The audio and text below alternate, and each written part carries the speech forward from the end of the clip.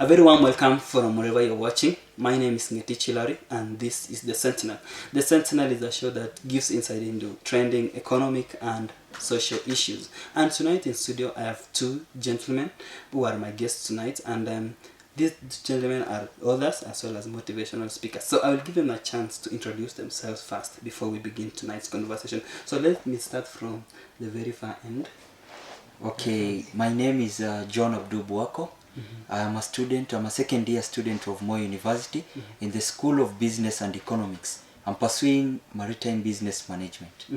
I've already said that you are a motivational speaker as well as an author. Yes. I will still come back and talk about what you've authored and at what capacity do you serve as a motivational speaker. So let's focus. Let's shift focus to the other guest. Okay. My name is Eugene Muchai, third year student, School of Business and Economics at Moi University. I'm pursuing business management, and I'm a student leader and a talent developer, amongst many other things that I do. Yes. Okay. I've said you are both authors. Can you tell us maybe which kind of books have you written, starting from you? Okay, I'm an author of a book known as My Success, My Choice. This is my first book. I have not even gone for the second book, but God willingly this year, my second book will be out. Okay, yes, there we still come back and talk about My Success, My Choice. How about you, Eugene? Good. Eugene Muchai is the author of Master Your Destiny. Master Your Destiny is basically a success development package, or at least how we're meant to organize ourselves to achieve the destiny that we wish to have. So that's basically what is in Master Your Destiny. And you've also said you are motivational speakers. Let me just give us a brief maybe description of what exactly you do. Starting from you. Okay, motivational speakers, as I'm among them, I usually go talk to young people. Those are the majorly part I'm focusing on. It's because the young people are now at the age where the future is meant for them. Because we are the people now who, when you look at us, you can see the future being bright. When the young people are lost, then remember the future is also lost, and the youngsters of the future are also lost, because we are the makers of the destinies of the future generation. In a nutshell, you are mentors. Yes. You try to encourage, uplift, and maybe channel thoughts of people to a certain direction. Yeah. All right. Eugene, you've told us you are a talent developer. Yes. What do you mean? Yes, by talent development, I'm a mentor who is basically one who motivates people to concentrate more on their skills and abilities and to capitalize so much on what they have. I believe that your belief and your aggressiveness and your skill in everything is basically your talent. So if you can tap that ability that you have, that skill, that career that you have, then that is basically what I term as talent. So if you can be able to develop that that part of you, then that is my role. All right. Yes. Both your books, My Success, My Choice, Master Your Destiny, it's about the processes of maybe succeeding in life. And so our conversation tonight will revolve around success and motivation, how to get there. So I will give you a chance, Abdul, Yes. to tell us about your book. Okay, My Success, My Choice is a journey of success that depends with the choice that you make in life. Remember, our life depends on the choices that we make. And every time we live in this world, there must be a choice. There are negative choices and also the positive choices. But the results are usually in the two sides, the negative and the positive. But the fruits that you're going to get from the choices that you make will determine who you'll be. And even, let me give you an example of two different scenarios. Like a thief makes a decision. But remember, is that a good decision to steal? No. So therefore, we must make a good decision that is positive, that will give you a fruit that is sweet. Then remember, in every choices that you make in life, there must be consequences. So never rush to make bad choices, because you will never rush the consequences of rushing your choices, because you'll need to get the consequences at its own time. So basically your book is about making the right decision. Yes. Yeah, right. How about yours, Eugene? Yes, so Master Your Destiny is a step-by-step package for anyone. That means young people, the old, even children can tap from the insights in Master Your Destiny. It basically outlines the stages in achieving or attaining success and complete success, where the first chapter talks about you establishing your past and at least knowing where you're coming from. It is always said that if you don't know where you're coming from, then you won't know where you're going to. So it is our initiative to start from establishing where we're coming from so that we can know where we want to go. Then after you establish how your past has been, what you've gone through so far, then you make sure that you manage your present in a way that it will position you for success. Then after you manage your present, you again now start making decisions that will make you achieve what you want. So those decisions include how aggressive you're going to be in life, how much work you're going to do to achieve a certain goal, the goals you're going to set, who are you going to take the goals with, and how far do you want to take your goals. Then after you've established and you've made the choices for what you want to follow, now be the one to act. So the fourth chapter is about you run the race. That means that you don't just make decisions. Don't just know that I want to get somewhere. Be the one to manage that decision. Be the one running the decision. Read hard, work hard, establish contacts and networks so that you'll be able to achieve what you want. Then after you've run the race, ensure that nothing comes your way to distract you from the purpose. So maintain the purpose from the beginning to the end until you achieve what you want. Then after that, you're meant to at least appreciate yourself and also appreciate other people, because if you don't appreciate yourself, you'll not appreciate other people the more. So finally, for your success to be complete, you need to at least share your success story and share your success, the wealth, the material, and also the intellect with other people. That is the whole package of success that is enshrined in Master Your Destiny. All right. Yes. When we talk about, great writers, people who want to influence other people, they themselves must have been influenced, or their experiences have taught them to want to have that kind of knowledge to share. So, what can you say, you as Abdul, influenced you or made you want to write? Okay, I usually say experience is the best teacher. There's no way you can come from nowhere and start writing. You must have, you have passed through. Because the first question I remember a professor ever asked me, why did you write a book?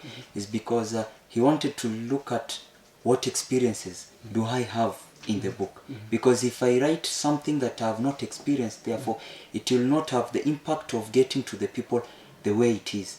So it is until you experience. And that is, let me take you to a point when I was in high school, I was a leader. So my writing started when leadership came to my life. And that is when I thought I have a responsibility to my subject. What should I do?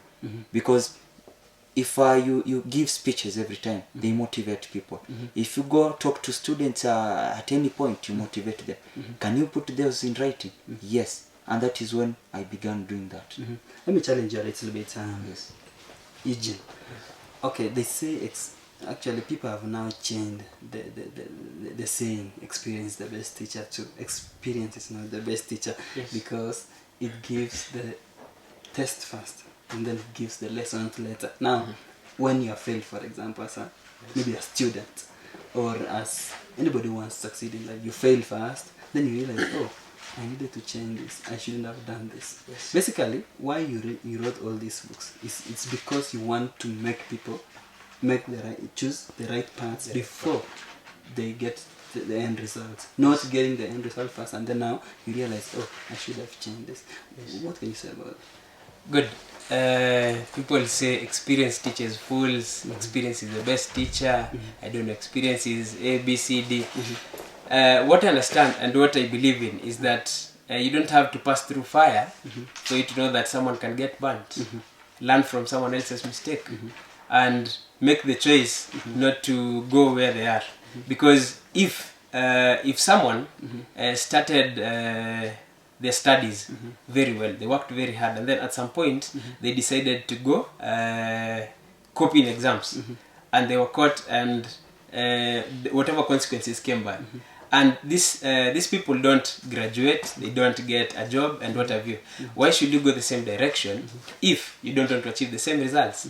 Otherwise, you wouldn't tell me that you're expecting the young one of a snake to be a dog. No, it's basically do something that will give you the result that you wish for.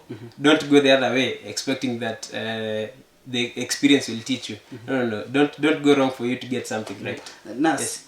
sometimes there is also another saying that the end justifies the means. If I succeed, let's use the example of our Form 4 candidates last year, for example. There were rampant cases of cheating and all, everything, and maybe I cheat and I succeed. I get an A, I get a B, I qualify to join university. Can you say that's also a success? I do. Because I, at the end of the day, if I bring my papers in, I'm successful. Yes, that is the mind of an African person. Yeah. Because we have instilled a notion that we need to pass our exams so that we can be successful. Therefore, remember, whatever choices you make have consequences. Therefore, if you copied in an exam, remember, in a professionalism, therefore you come and produce what the papers means. So therefore, if you have an A, do what A requires of you. So therefore, I will come and get to understand that yes, you never got the A in a right way, since your productivity is never the same with your papers. So therefore, that is what it means. And remember, when we get to copy these exams, we are not cheating anybody. We are cheating our souls, because you'll get to understand some students getting an A, and when they come choose a course in the university, and they go for a degree in medicine and surgery, and they get confused because the A that they got was not legitimate. It's not real.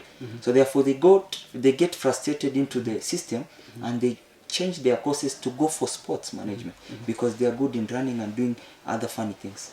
Yes. Do you think those are funny things? Yeah, you see, it's not funny indeed, but you'll it's get not to understand exactly what you intended. you intended End to of do. the day. Yes. Okay. Eugene, your book is a step-by-step journey towards success. Yes. Now, who are your target audience? Good. My target audience for my book, Master Your Destiny, is basically or mostly the young people. This does not alienate the very young people or the very old. No, it involves everyone, because everyone has a starting point. It doesn't mean that because I'm planning for success, I cannot plan for my success at 60. No. It means that it's only that the person at 20 has a better ground to plan for a future more than myself at 60. So in as much as that it is the whole family is meant to benefit from the book Master Your Destiny, the main target is the young people who are mostly lost for choices and the right mindset to be able to establish their lives and to plan their lives and to achieve whatever goals they have. So young people, but any other person can benefit from the book. You've not told us what influenced you, what made you want to write that book. What can you say are some of the factors that contributed towards your writing of that book? Good. So my writing didn't just start this year or last year. It didn't start 4 years ago. It didn't start 10 years ago.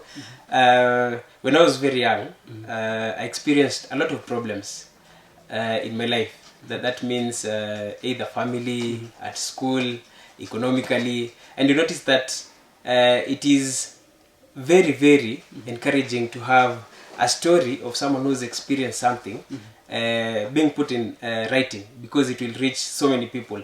So I thought the many experiences I've had since when I was very young, through primary and high school, then right now in campus, it doesn't mean that I don't have challenges right now. It's only that I'm managing the challenges better. So it's basically the challenges that I have, that I've had in the past, that have motivated me to think or to imagine that I would like to reach so many people. It is difficult for me to reach someone probably in America right now. But through my book, you will read the book and someone else will read the book, and the whole world will know about those experiences that I've had in different words, not exactly the way I've had them. So you just need to put yourself in my situation and get a way out of that difficult situation. That is the whole essence of writing and the motivation behind Master Your Destiny. At this age and era where technology is actually just at your fingertips, you have your phones, tabs, computers, laptops, you can access material from the internet and so.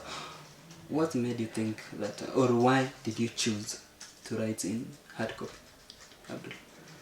Yeah, one thing is the writing in hard copy is a way of being a bit official, because some other times books and our education system has not moved well to the ebook, because you'll get to understand these are put in the libraries have no computers. So it is for us now to get on a way, how are we going to get the large number? Because when now the education system now are going to change and being computerized, and students are going to learn we're using the laptops and everything, then we can go there, because now we can get the large population. But at this point, I understand it is not that much technologized in the education sector. It is just the worldly technology that has grown. But still, we are on the ebook. Still, it's there. Oh, your book is online as well as you can buy it. You have it at the copy as well as online. Yes. Now, can you tell us about your target audience? You told us about young people. Who are your target audience? My target audience is anybody who is living at this moment. If you're not dead, then you're living and you're breathing. This is the book. Since adulthood is meant because of responsibilities. You can be at 10, but you are responsible, and yet you need this book. It does not mean that you are at 60 that we can define you being an adult. It is until when you're responsible. Therefore, I will tell the fathers, the husband, the wives, and the youngsters who want to live in the marital status, they need this book, because it is the success life that you need in your room. Because you can be successful father and coming in your house, you're not successful because you're not responsible. Therefore, you need to be responsible for you now to be an adult. Therefore, I need this book to be read by anybody. A standard 1, a standard 2, as long as you want, you can read and understand. It's definitely a standard 1, standard 2 cannot read this book. But I believe if it can be read to them, they can understand. Yeah. Okay, let's now shift focus. Of course, your books, they address specific things. Yes. Now, what do? You said you are a mentor and you are a motivational speaker. There are situations where the youth are going astray. They are not in the right paths in the society. Maybe there are so many things that influence people so that they are no longer doing the right things. What can you tell these people who are, for example, they are drug addicts, they have fallen away from the right path? Good. So mentorship and motivational speaking is basically about influencing perception. It is about changing the mindset. So as a mentor or as a motivational speaker, my first duty is to first be a role model, so that by the time I'm telling you to change, or by the time I'm telling you to try a certain route or a certain path in life, you'll at least identify with me as a mentor, as someone who's already gone through what you're going through and succeeded or surpassed the situation. So about people, or especially young people, being in so many challenges, drug abuse, confusion about life, wanting to try everything, include the bad and the good. If you are on the right track, if you just sit there and assume that you're on the right track, things will bypass you. Because don't just think that I'm good, my family is good, my family background is good. If you don't do anything, in case things take a different turn, then you're the one who's going to be on the losing end, which is not the case that should be happening to us. So our role is to, or at least what we do as mentors or motivational speakers, is to ensure that we keep reminding our fellow citizens, our fellow brothers and sisters and our communities, we keep reminding each other on what we need to do so that we can continue being on the right track together. Because the whole essence is, let us share, let us build each other, and we shall grow each other. Yes. Abdul, apart from the university fraternity or the people who are at the university, who do you motivate? Who else do you motivate? One is, I believe you may have not known me in much, but last year in 2015 I was nominated in the Pwani Celebrities Award as in the side category of humanitarian award. This is an award category that deals with human beings, the living side of it, because you need to motivate every individual, any human being in this world. And I mostly dealt with these young children in secondary school and orphans and people who need a lot of our motivation in this life, because you'll find an orphan who has no parent. The parents are dead. Therefore, you need to get these people. They are not the same with the way we are at home, where you have your dad and mom who are providing everything. These are the people who need the hope and the motivation in life so that they can achieve what they may think that they are less fortunate because they have no parents, so, or they have no basic needs. The street children, therefore I come out with no anything. I come out and ask for help, because I've done it in many sides of Mombasa, whereby I went forward and asked for donations, and going there and giving the donations and motivating them. And the smile of a kid who is an orphan is the blessing that I ever get from God. And continuing doing that is whatever motivates me to continue up to today. You've talked about God. I want to, before I ask you this, let me ask Eugene first. From what point of view are you writing your books? Religion, history, whatever. From which point of view? Good. So in any category of art, say music, sports, what have you, there is the part that is called contemporary, meaning that you're not totally inclined on one side. So in my book, Master Your Destiny, you have the religious part of it, or the faithful aspect, and you also have the contemporary aspect. That means that as a normal person, there are those things or issues that affect us cutting across. We're just normal. Yes. So that is the main bulk of Master Your Destiny. I know you know what I want to ask. You are John Abdul Work. So which religion actually? Because I've just gone through your book and I've seen God, I've seen Moses, I've not seen Allah, I've not seen Muhammad. And Okay, that is the question that every person asks me the first time we meet. Okay, I'm a Catholic. I'm a staunch Catholic. Yeah. Okay, I'm not a Muslim. I'm a Cushitic origin. Let me call that, because our tribe looks like as if you are inclined to a religion, but it's not. You remember the missionaries coming to Kenya, they also went to that places and they fished us. So the way they continue fishing us, I'm also here to fish some. so the name Abdul is an Abdub. Cushitic origin name, Okay. my tribal name. Okay, it's not Inclined. it's not inclined to any religion. Yes. All right. Thank you very much, gentlemen. We'll take a short break. We'll talk about so many other things, challenges. There's so many things that you go through as authors and motivational speakers. Personally, I know you can go also through discouragement, even when the very essence of what you are trying to say is actually encouraging others. You get also to be discouraged. So we'll take a short break. When we come back, we'll talk about these other issues. So stay tuned.